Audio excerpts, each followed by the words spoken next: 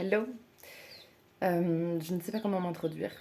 J'ai toujours pensé à faire un genre de vidéo retour d'expérience sur la vie de maman d'enfants neuroatypiques. Euh, et du coup, j'avais envie d'emmener globalement un peu mon quotidien. Parce que, en fait, plus ça va, plus ça avance, plus on se rend compte qu'en fait, on n'est pas seul. Et je voulais témoigner un peu de mon quotidien, effectivement pas forcément facile.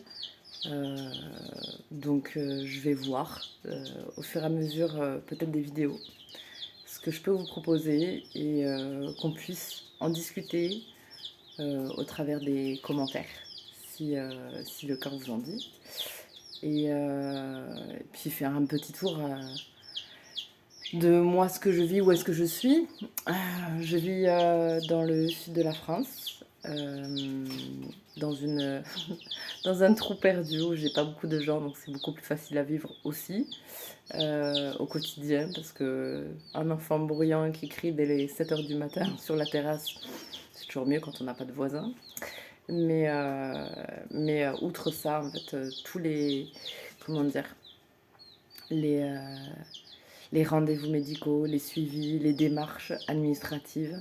S'il y a des gens qui sont encore perdus pour faire des dossiers MDPH, des GVASCO, comment faire un GVASCO et comment ça se passe aussi à l'école.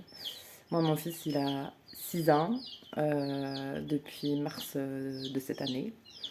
Et là, actuellement, depuis peu, on a fini par accepter les médicaments alors qu'on n'était vraiment pas forcément pour. Mais comme beaucoup, c'est vraiment uniquement pour le côté école, parce que l'école a du mal avec ça. J'ai vu lors de la journée nationale du TDAH, le 12 juin, qu'il y avait beaucoup d'écoles qui étaient vachement impliquées, et ici pas du tout. En tout cas, moi, pour l'instant, me concernant, pas du tout. On fait encore un changement d'école pour la rentrée prochaine. Il a 6 ans. Il est rentré à l'école à 2 ans et demi et ça fera la quatrième école qu'il fait en fait. Donc oui, pas facile non plus. Après, je suis actuellement... alors, je suis salariée officiellement. J'ai fini par craquer avec le côté, comment dire, taxi pour les rééducations. Pour aussi le côté, je peux pas tout faire en fait. Alors certes, on est une famille unie.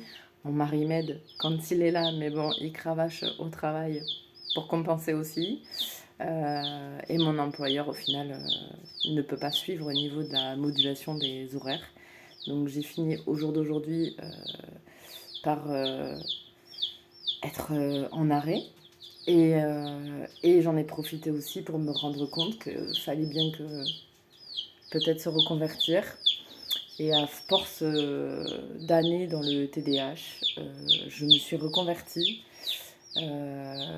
puisque professionnellement je pouvais l'atteindre en tant que professionnelle de santé. J'ai fini par effectivement me professionnaliser au niveau de la méthode Barclay. Donc au jour d'aujourd'hui, je peux former les parents, d'ailleurs former qui que ce soit à la méthode Barclay, que ce soit les professeurs, les AESH, peu importe qui souhaite, même les grands-parents, certains grands-parents qui veulent garder leurs petits-enfants TDAH et qui veulent se former, ce qui est honorable. Donc je fais ça et je suis aussi, comment dire, j'ai ouvert une boutique Etsy pour proposer des supports que nous utilisons nous-mêmes à la maison, que j'ai fait pour le petit, parce que je trouvais ça beaucoup plus simple et plus visuel pour lui, et c'est très ludique. Et au lieu que ce soit pas très joli, j'en ai cherché beaucoup, tout fait parce que j'avais pas le temps.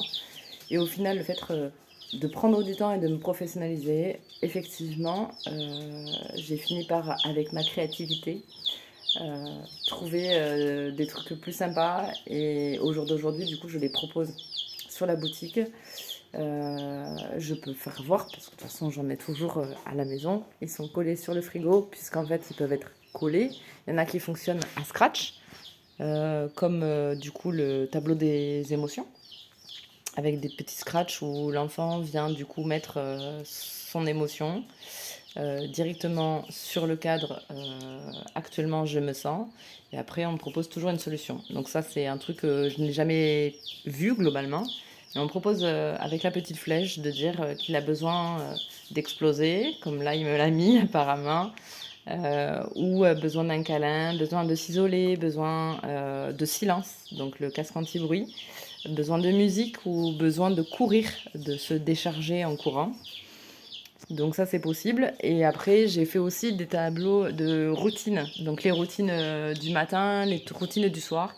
Et ça fonctionne avec les petits aimants qui peuvent être personnalisés. Lui, il a choisi un petit chaton, petit chat noir. Il a collé un petit autre sticker, ce bonbon dessus.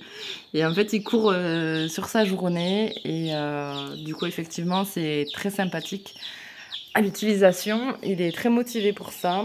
Et après, j'ai complété. Vous pouvez aller voir la boutique. Je mettrai le lien s'il y a besoin, il n'y a pas de souci.